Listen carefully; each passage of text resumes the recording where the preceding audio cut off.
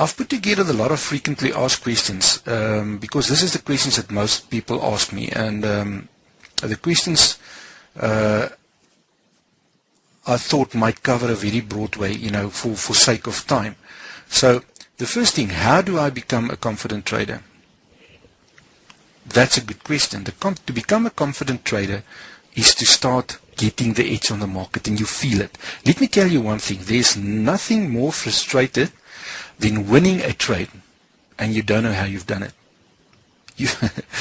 You'll think I am talking absolutely crap, but I can tell you this one thing. If you've won a trade and afterwards you look back in that trade and you don't know how you done it, you knew this was guesswork, it's absolutely frustrated. But I can tell you this, you won't believe how satisfactory it is if you've won a trade and you know precisely how you've done it. You've read the market correctly. You followed the rules of your system. You believed in your system. Man, there's absolutely so much satisfaction, I can't describe it to you. So, and if you do that and you start winning trades, and don't look at your trading from day to day. You need to look at it on a monthly basis. Don't look at, well, today I've lost a trade and tomorrow I've lost a trade. Forget about it. You go look at your monthly stats, and if your monthly stats said you made a 15% or a 20% profit, you were successful. That's it. But I'll tell you one thing, most of us is not that patient to hang in there for a month because they just see the things that happen now. Again, come back to emotions. They can't control their emotions. This is all a big part of something. It's this little baby steps that you need to take. Conquer this, conquer that, conquer your emotions, conquer your self-control, your discipline. And if you go the steps, eventually, I can tell you it comes to the point where you make the winning trades. The profit is coming in. The profit is coming in. You don't care about the odd losing trade here and there. And it goes on. And then you become a confident trader. And that is very important. When do you transition from a demo to a live trading account? I'll tell you, this is one of the questions that's asking so much. The moment I say, if you can trade on a demo account, start a demo account and test yourself with a demo account and be honest with yourself with a demo account, because it's easy to blow a demo account and you start another one or whatever. So yes, do it. Blow your demo account, start a new account because it doesn't cost you anything. So and start off with that new account. But don't start off with a demo account of $100,000 or things like that. Start with realistic. You know what is realistic. The money that you are prepared to put in at the end of the day when you are, let's say, qualified to start off. Start with that type of money. If it's $3,000, start with $3,000. If it's $5,000, start with a $5,000 demo account. And then I say, if you can prove to yourself that you can trade profitable for at least 3 months on your demo account, and you've conquered emotions and you've conquered all this discipline and all that kind of stuff, in that 3 months, then you can start thinking of making the step to a live account. But there's a lot more to this than I've just said to you there. Then why do I do so well on my demo account and not so well on my live account? I think I've covered that under emotions. Emotions is when, the demo account, it's not your money. So you don't worry about it. So if you lose it, so it doesn't really hurt you. Yes, that you get that feeling of loss, but I mean, it's not really that, it doesn't bother you that much. But on a live account, then emotions takes over. So absolutely, the reason is you can do well on a demo account and you move over onto a live account and all of a sudden your emotions is coming through stronger. So that's why you must make sure.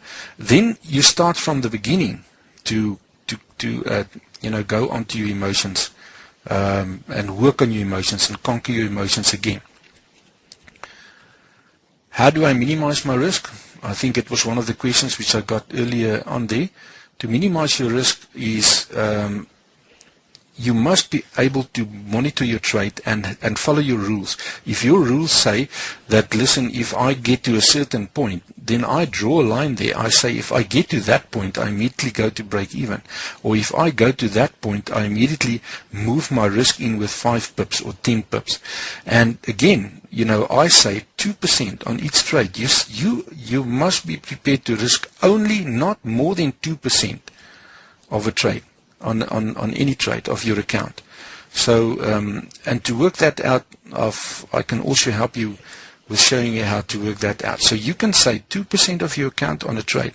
Now, you'll ask me the next question, but let's say I've got 3 trades in there.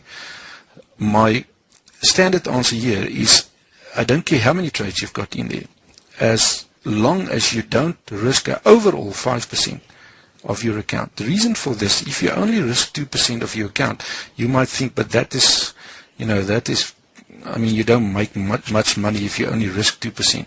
The point is, it's small little baby steps. That's what it is. Forex is not a overnight thing that you've made $1 million, with putting a trade in on a high risk and that's it, it worked out well. So no, it's the small little baby steps, and this is what you do. So don't risk more than 2%, and I say never risk more than 5% on all the trades that you've got in. So, and the other thing is, don't have more than 3 trades on one time into the account.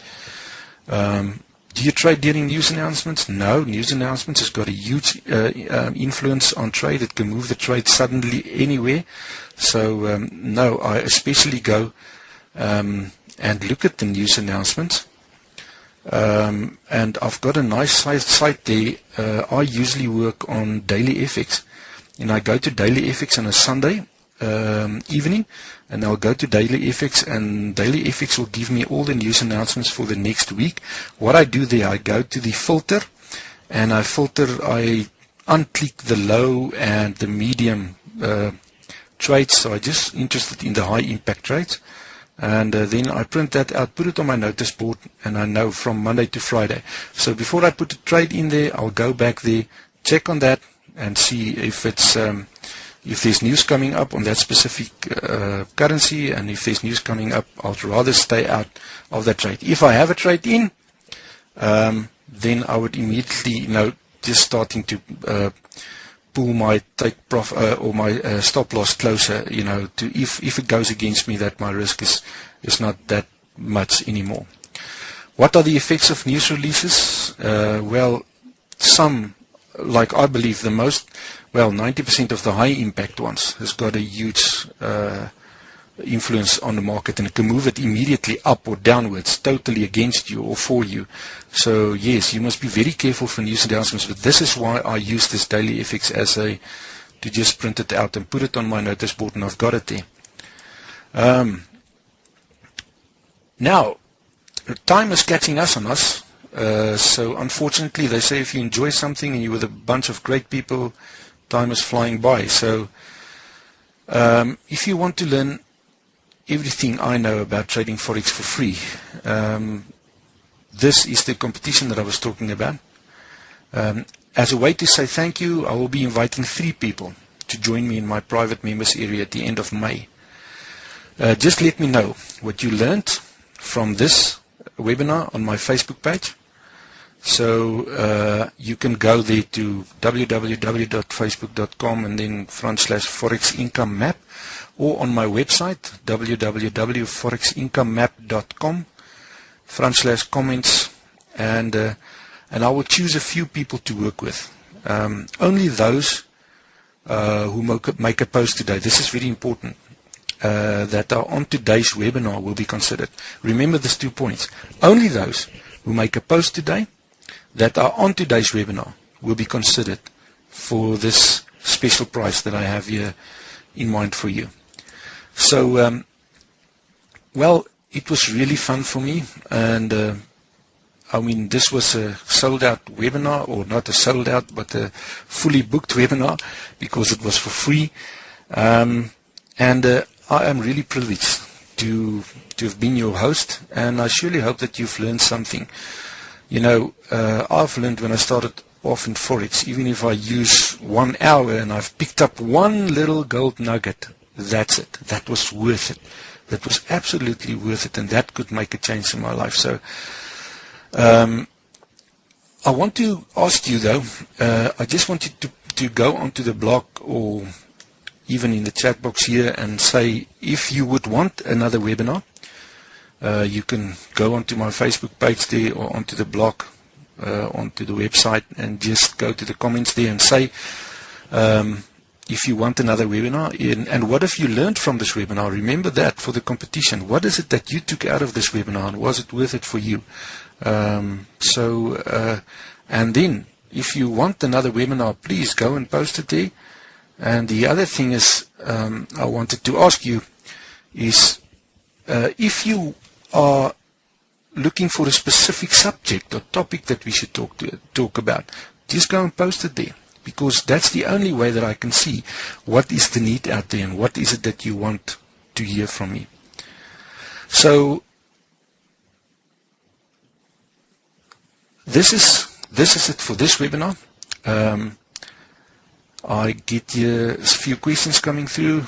Brooks, I'm not too fortunate to win competitions, so do you have an idea how much the cost is? Don't be that negative. Morpheus Miller, please, maybe you've got a good chance. He said, I'm not fortunate to win competitions. No. So go to the Morpheus and go and comment. Maybe it's your luck. So please, don't look at it negative. So yes, time has catched up on us. Really, I've enjoyed it. I hope that you've enjoyed it. And I really hope that we're going to walk a road together, and you're going to take my hand, and I can really shorten your route to success with more than 50%. And because your success will be my success. Thank you for everything. Thank you for listening to me. And maybe I'll speak to you in the next webinar. All of the best.